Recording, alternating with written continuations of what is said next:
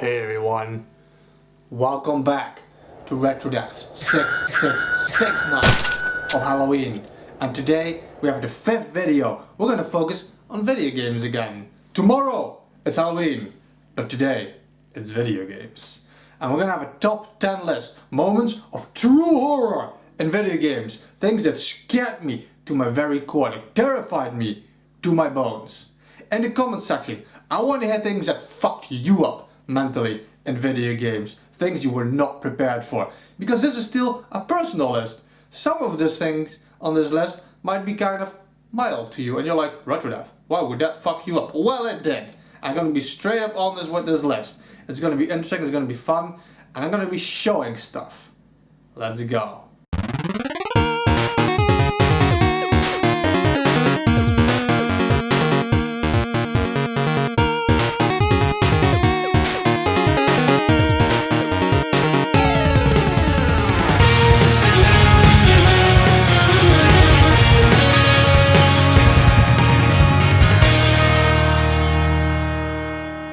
I will have spoiler warnings everywhere in this video, do not worry. Not everything will be plot heavy, there's gonna be maybe like random jump scares or enemy stuff, but there are some heavy story related things. So before each segment, I'm gonna give you guys the timestamp for the next segment in case you want to skip it, and I'll leave it on the screen like a couple of seconds. Because like I said, some of the stuff here is very story heavy. I categorize this list in 3 specific categories. We have jump scares, the easiest of thrills, but they still fuck me up sometimes. Atmospheric horror, my personal favorite, where the atmosphere itself is crushing your soul. And then the third one, shock value, things like gore or deep emotional distress. Let's get right into this list. On number 10, Days Gone. I love Days Gone. Days Gone is an open world post-apocalyptic zombie horror survival game where the big mechanic focuses on your bike and keeping your bike intact. Days Gone has hordes of zombies in the game that can go up to 500 zombies. It is absolutely crazy how this game handles that, and it is so much fun. But that's not even where the true horror lies. Because me, I got scared shitless, and the easiest of tricks, a jump scare.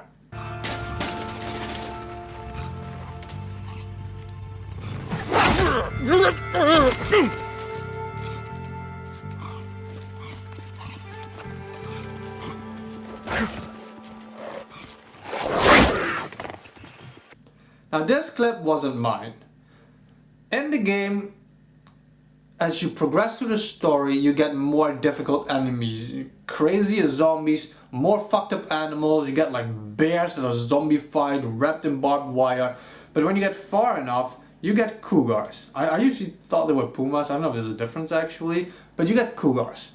And they obviously can keep up with you when you're on your bike. But the thing that fucked me up is that I was heading back to my home base. Really beginning of the game. These creatures just did not exist there originally, and I didn't think the game would load them there because I was so far. And I was walking towards my gate and I was sitting at the dark at night comfily. I'm like, oh, I'm safe and back at my home base, and out of nowhere from behind me this cougar jumps, and with the loud sound effect I jumped up from my seat. I'm not kidding, it fucked me up. It was so bad. Like, it really scared the shit out of me because I just wasn't expecting it. It's a cheap thrill, but it had to make this list because it really hit me hard.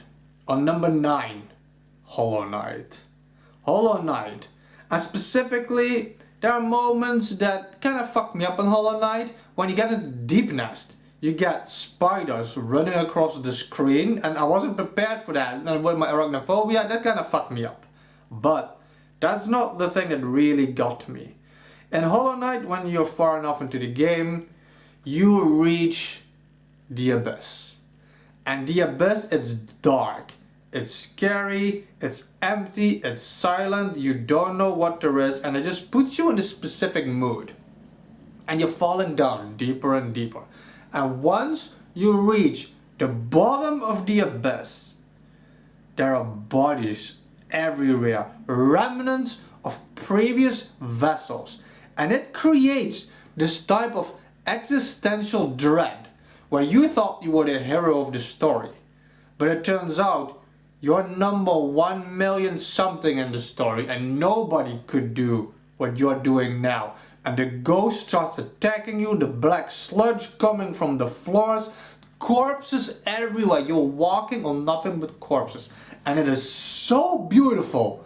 But the atmosphere, it just absolutely terrified me.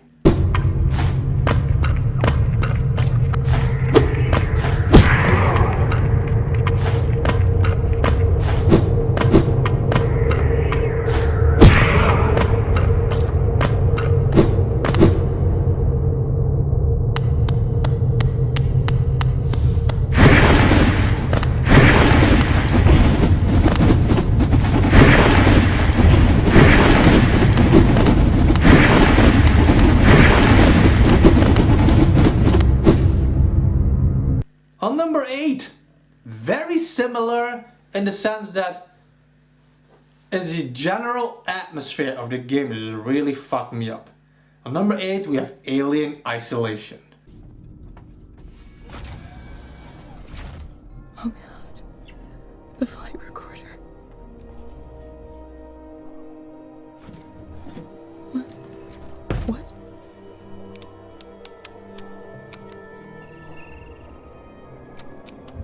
No! God!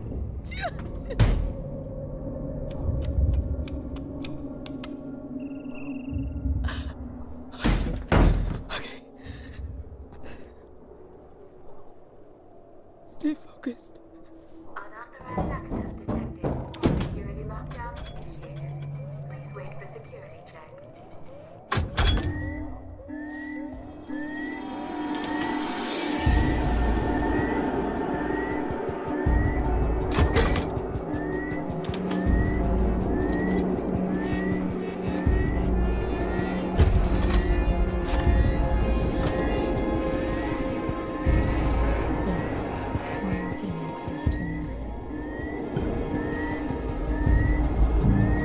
Alien Isolation is without a doubt the most perfect Alien game ever made, because it really harks back to the original Alien movie. One monster on the ship, everything is silent and dead, and there's little mysteries that unfold with the androids and that kind of stuff. But especially the beginning of the game, the way the story is told, the title screen, you land on the ship, you slowly discover what's happened, the lighting effects and everything, and you slowly learn that the xenomorph is on the ship. It just creates this tension that is always around you and you're always afraid, and it is beautifully done. But you just can't let go. You just can never relax in this game, because around every corner there could be a sound or something, and it's the silence of being in space that makes Alien Isolation just such a perfect horror game. On 7th place we have Final Fantasy VI. Final Fantasy VI is my second favorite Final Fantasy. It is art. When it comes to the music, the characters, the amount of characters. The great thing about Final Fantasy VI is there's no real main character. Everybody gets almost the exact same amount of time to develop their stories. And it's a beautiful fantasy story. In the middle of the game you're trying to stop this villain. And once you reach the climax of the game, it's not the climax of the game. At the halfway point, the villain, Kefka, he wins. And he destroys the Earth. And he doesn't just destroy the Earth, he destroys the Earth. He rips it apart.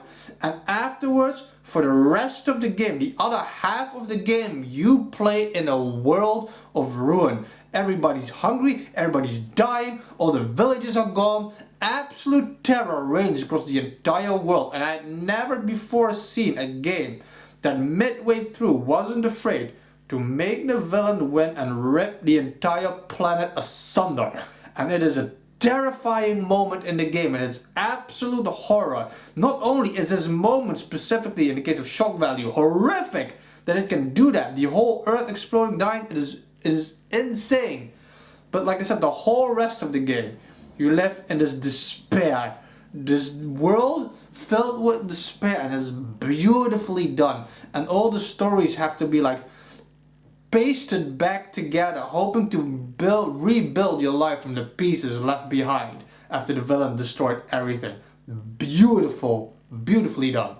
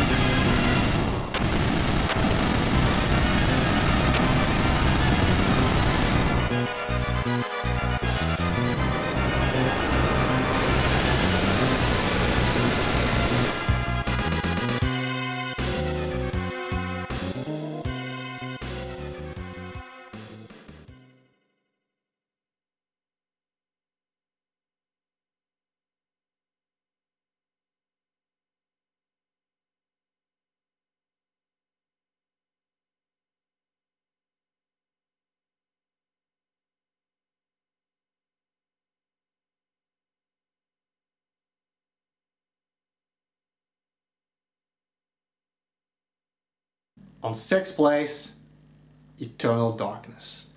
Eternal Darkness is pure horror. Lovecraftian, demonic shit. It's beautiful. You're playing in this mansion, unraveling this story that goes down through the ages in several periods, and every story just ends horribly.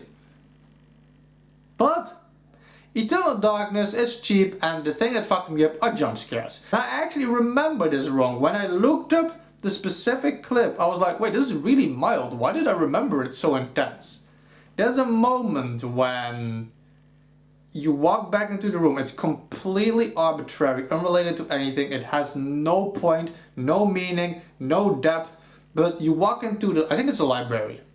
It's been a really long time since I've played it. You walk into the library, and there's a maid there, and you see the maid getting killed by something. She's already a ghost, so it's a ghost maid getting killed. And once the little cutscene ends, she's sitting on the floor and she's like scrubbing. And when you walk up to her and you interact with her,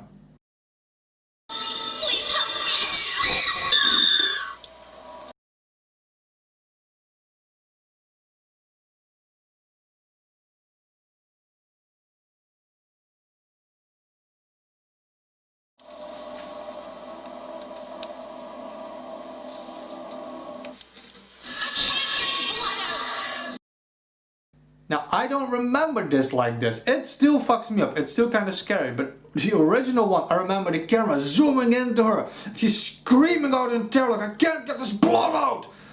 But that's not really what happened. Like when I saw it back again, she was just like, I can't get this blood out. And I was like, wait, that's not how I remember it. But still, it has to be pretty high up on the list.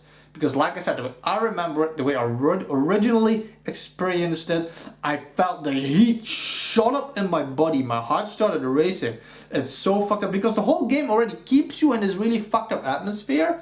So when it does these cheap ass little jump scares, it just fucks me up. Top 5. Now we're getting into the top 5. The actual things that still when I think about it now or when I play it now, it just trips me out and it just really messes with me mentally. On 5th place, we have a game that Terminator Juice forced me to play because I lost a bet. And I'm so thankful I lost that bet. It's Control. And for Control, it's overall atmosphere, but it's slightly specific. It's hard to describe the story of Control. I love the story. It is really out there and very original. And the gameplay is really addictive. But basically your character comes into a building. You don't really know a lot about it, you really discover it throughout the game. And she gains the position of director in the beginning of the game. Once you get this position of director, a lot of shit starts changing. And out of nowhere you start seeing these floating bodies. And it's terrifying. Something about the cinematography of it, the imagery of the floating corpses all the time around you. And the thing is, you don't know exactly what it is. In my head, it's just corpses. They're like people that used to work in the place that got possessed with something that is there. It's hard to describe. You're figuring it out as it goes along. But the mystery behind it makes it extra terrifying. And they're always hanging in weird ass positions. And the main thing that really fucked me up about it is the first time when you walk into a corridor and the lights in the back are like blood red and these corpses are floating there.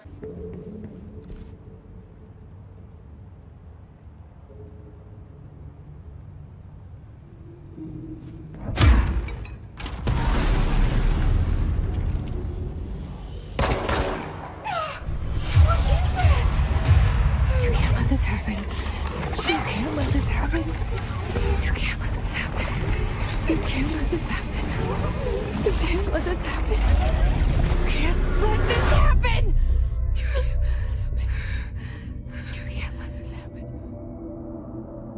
You stopped it. You. Oh, thank you. That was horror.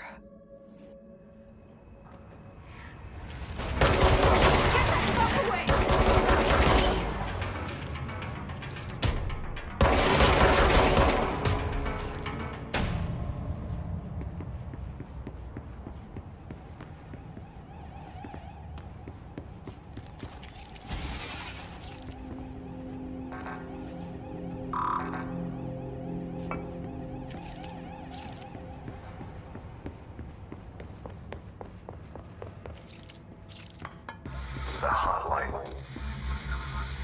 Secure line of communication. Guide us. It is so beautifully done. It is absolute beautiful horror. And the whole game, I'm not lying, it fucks me up, it freaks me out. The whole game is just puts me in this atmosphere like no game has done before. Where I'm just fucking maybe it's just me. Maybe people just walk through this game, they don't give a shit. But this game fucks me up. It fucks me up so bad. And every time, even now, after hours and hours of playing, even now when I still see these corpses floating, it freaks me out the fuck. It's like, it freaks me out. And you can shoot them and kill them and then they go away and it helps. But now you're like, did I actually kill somebody? Or was it already a corpse? What is it? You don't really know yet in the beginning of the game. And it trips me out, man. And it's a beautiful fucking version of horror. Number 4. Number 4 is intense shock value. And before I dive into the reasons why, I'm gonna explain, clocked it.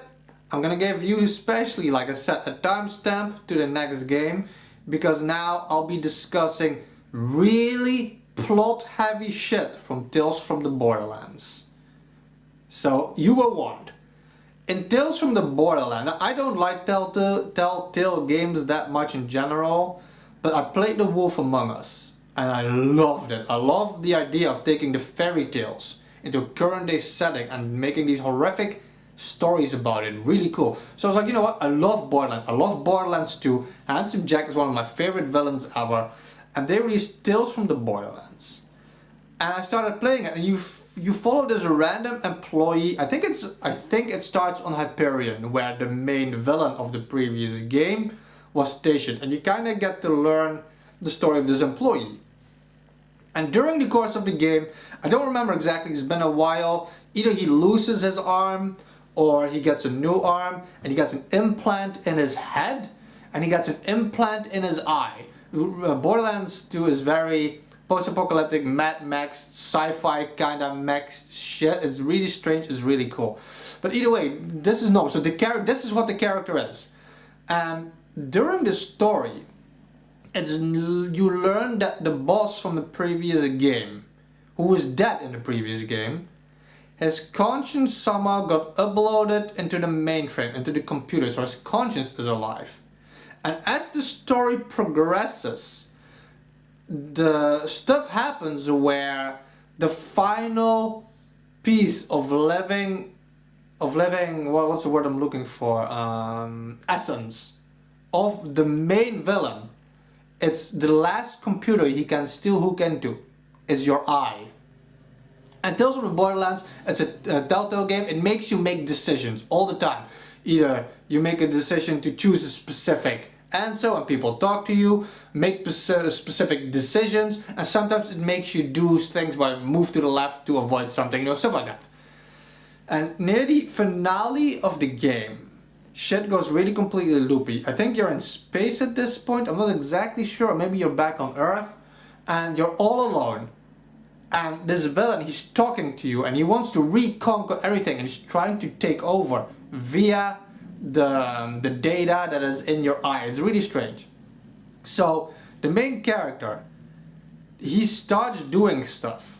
And and the thing that makes it so horrific is that it makes you do this stuff. So instead of just making a choice, you know, you can choose if you want to get rid of him. And he has, like I said, an implant in the side of his head. And he digs it out. And if you want to rip it out, it stops. And it makes you swipe to rip it out of your head. And then you start to think, oh wait, this character is going so far. But, just like a good Saw movie, you realize, wait a minute, this guy still has his eyeball. Take a good look around here, Reese.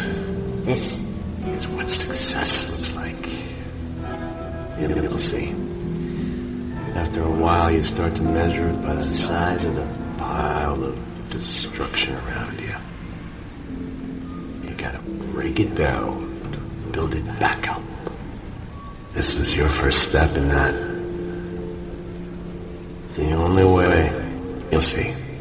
And there's so much to break down before you can build again. We'll find a different way to do things. I'm not gonna follow in your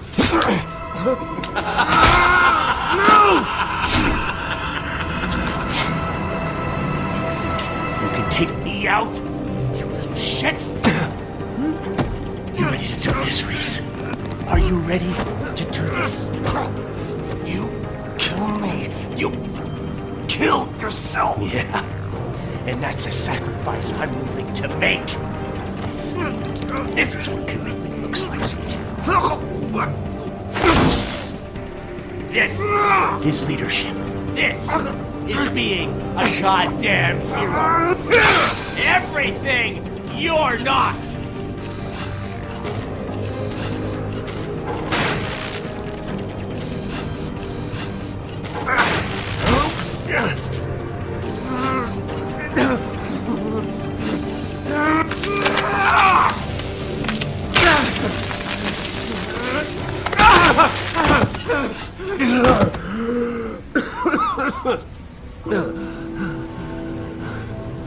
Congratulations, kiddo.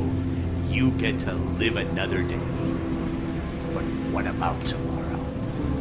Or the next day? Because I'm not going anywhere as long as you've got those cybernetics in you. I'll be sitting here waiting for my chance to take you out. We're past playing games, Reese. Oh, all I need is time. One day, when you've forgotten all about me, I'll take over your body and skin you alive with your own two hands. Perhaps while you're sleeping. Getting laid.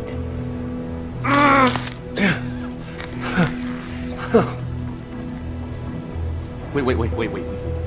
What are you doing? Reese, what the hell are you...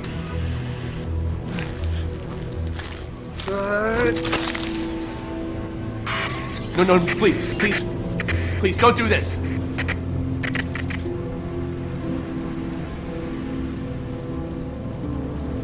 No, Reese, you You don't know what it's like.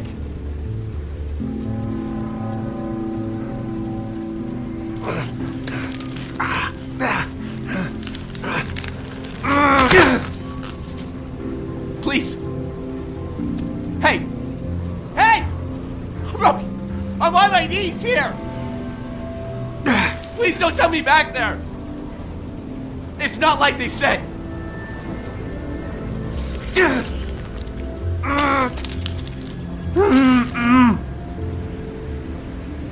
There's nothing. There's absolutely nothing there. Don't do this. Goodbye, Jack. It's over.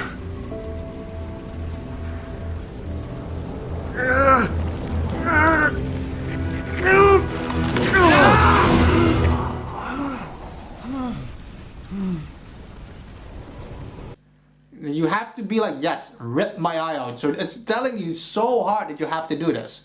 And then the character grabs his eye. He starts ripping something out of it. It's fucking like the Guyver dying in the original anime. And this is like strings coming out of his eye to the mechanical part and shit. And it rips, and then right before the end, it makes you swipe it out.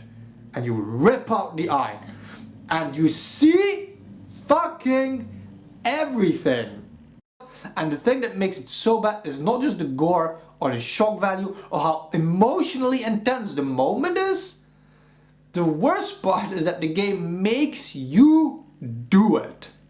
Number 3. Oh yeah. Number 3. There's always an excuse for me to talk about Baten Kaitos. And specifically Baten Kaitos Origins today. In Baten Kaitos Origins, it plays, I think it was 20 years before the original game. And within the game, you go back 1,000 years before that still. There's some time jumping going on. But in the world of Baten Kaitos, select people have wings. Way in the past, everybody had wings. But in the moment you're playing right now, wings are getting more rare. Wings of the heart, they call it. And everybody's shape for the wings of the heart are different in relation to what is in your heart. And your main character you play with, Sagi, for example, he has eagle wings. One of your teammates, a girl, she has butterfly wings. So it can go all kinds of ways. And your mom, once you start out the story, you reach the village and you meet your mom.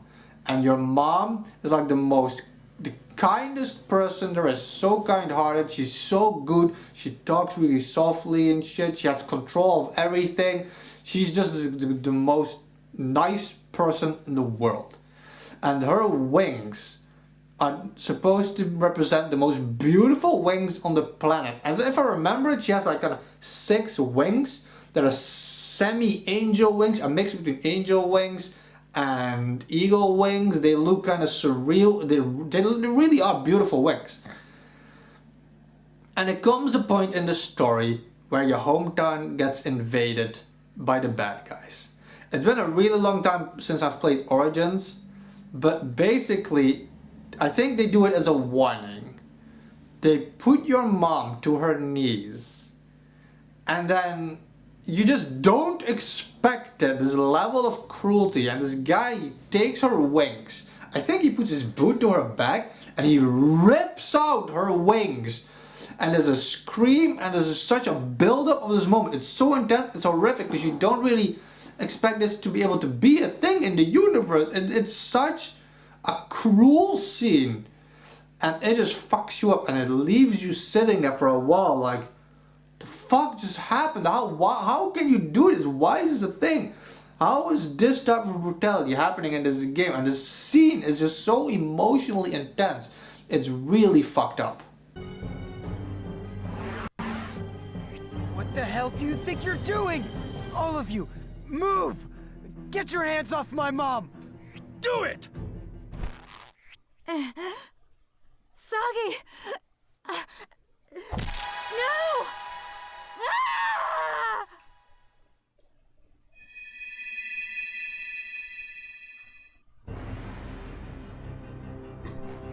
You bastards!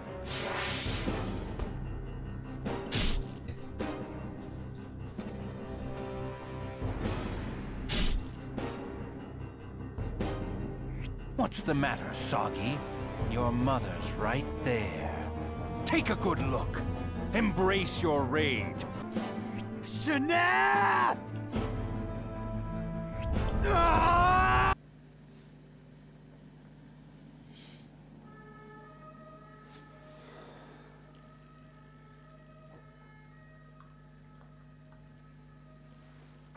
Very fittingly so. Oh no, fuck! Oh, that was really intense. This deer has been sitting here for a while. I didn't expect that. Oh, gunga. I was gonna say, very fittingly so, it's getting darker and darker. On second place, one of my top 10 favorite games ever, Tales of Symphonia. This one is more shock value, but not in a gory kind of way, more in an emotionally draining kind of way. So, in Tales of Symphonia you start in a world, Silverond. And the world is poor, and everybody is poor, and nobody has anything. And it's just farmers and kind of poor people in a way. That's what the world is. It's very depressing. And the world is ruled by the Desians. And the Desians, they wreak fear and havoc. And they tell people, stay in your fucking lane, don't look at what we're doing, and you'll be fine. And if not, they will fuck you up, they will burn your village. It's kind of messed up. And one of the main characters, he always goes away. And your main character, he's like, where are you always going? So then you follow this guy. He's like, yeah, I'm helping this woman, she's in this camp. And you go there. And these camps are legit fucking concentration camps. And that just makes it really hard. It makes it really fucked up. And instantly for the rest of the game, the atmosphere is just so heavy. Like, knowing the horrors that are going on. And sometimes you go into these bases, you try to free people. And it's just always bad because people, they just like, even worse off than you already are. It's horrific. It's really messed up. Even for the start of the game, it's still horrific.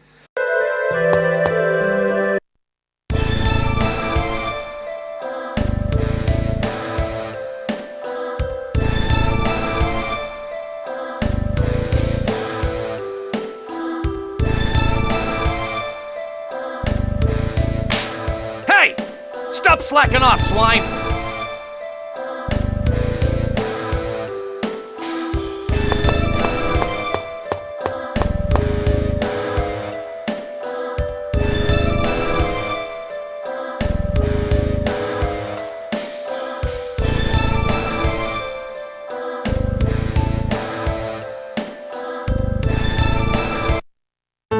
Marble! Genus!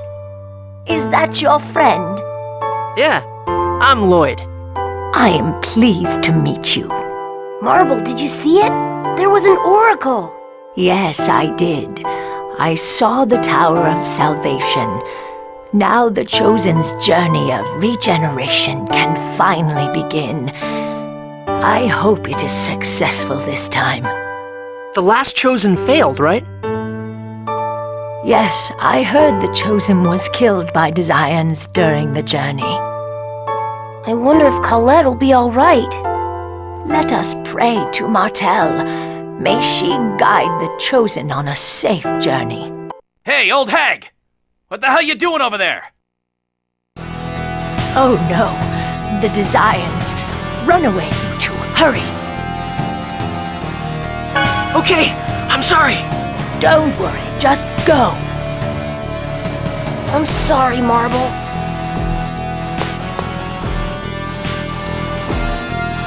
What are you doing over here? Who said you could slack off? Get back to work! I'm sorry. What's with that look, huh? Looks like someone's got an attitude problem. No, of course not. Shut up! You two, take her to the back! We're gonna give her a little lesson on respect. Yeah.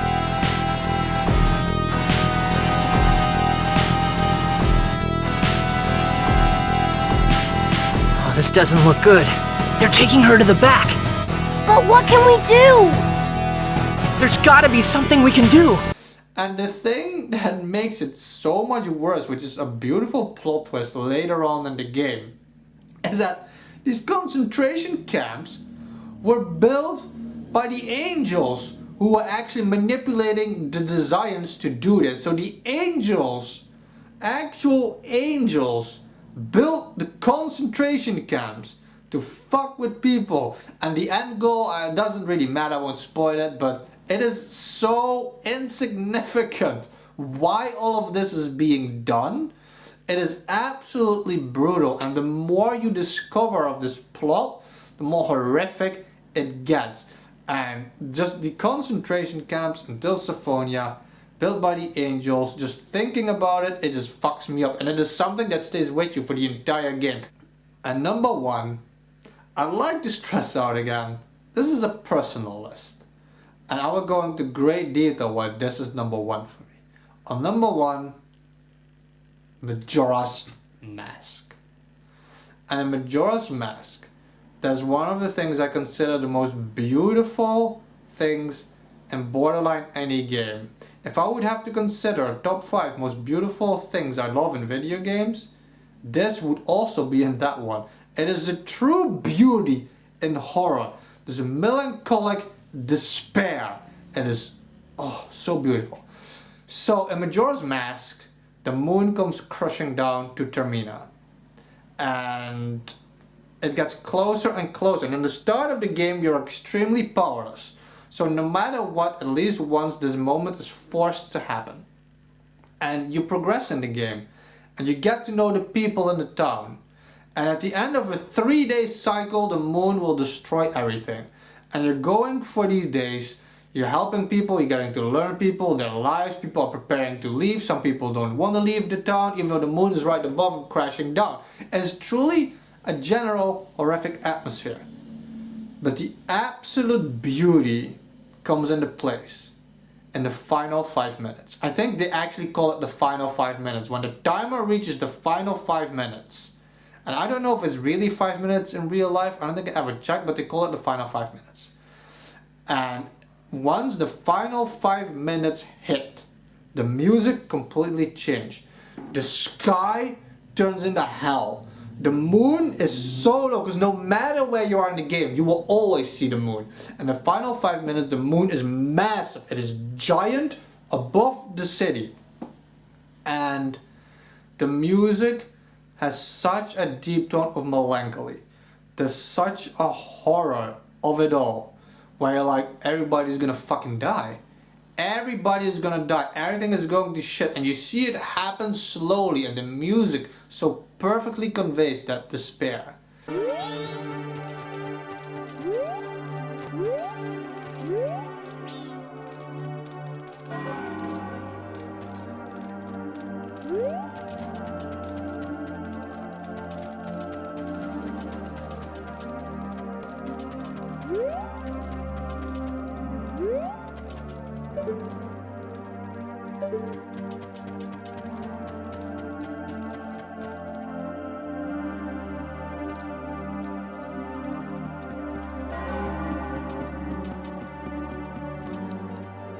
In the beginning of the game, the first time you are forced to see this happen, because you have to wait for the final few minutes for a specific place to open up. And once you succeed in traveling back for the first time, and everything is back to normal, there's just this eerie vibe all over that this will never leave you alone, because everybody went back. You know, nobody knows what happened. You went back in time, but you know what happened. You know what is going to happen. You know the absolute horror that awaits all these people who are just living their normal lives.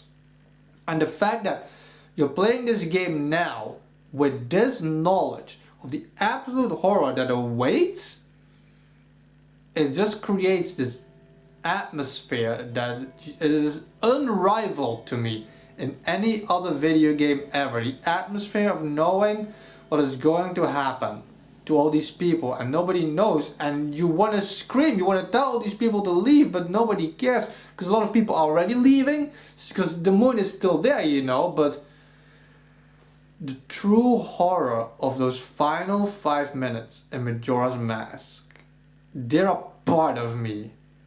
And I love it. I love the music, the atmosphere, the melancholy of it all, the desperation. It is for me the essence of true atmospheric horror.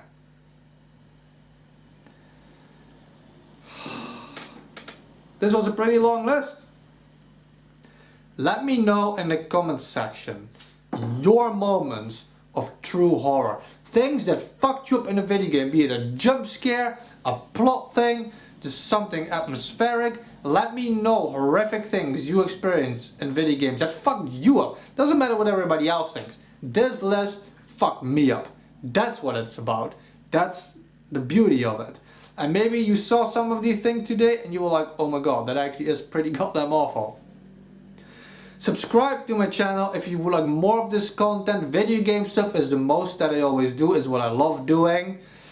There is one more day left in Halloween. The finale tomorrow is beautiful. I've been waiting for it. The final video in retro, that's 6 nights of Halloween.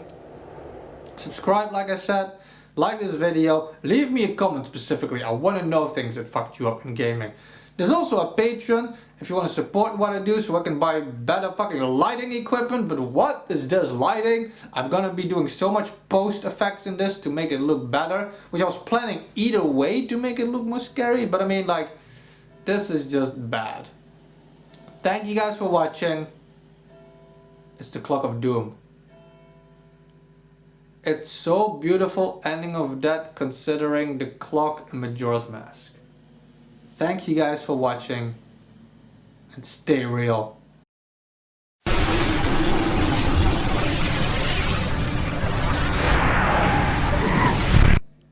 Bet.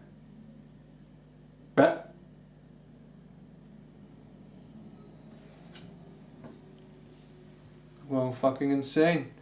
I'm actually going fucking insane making this video.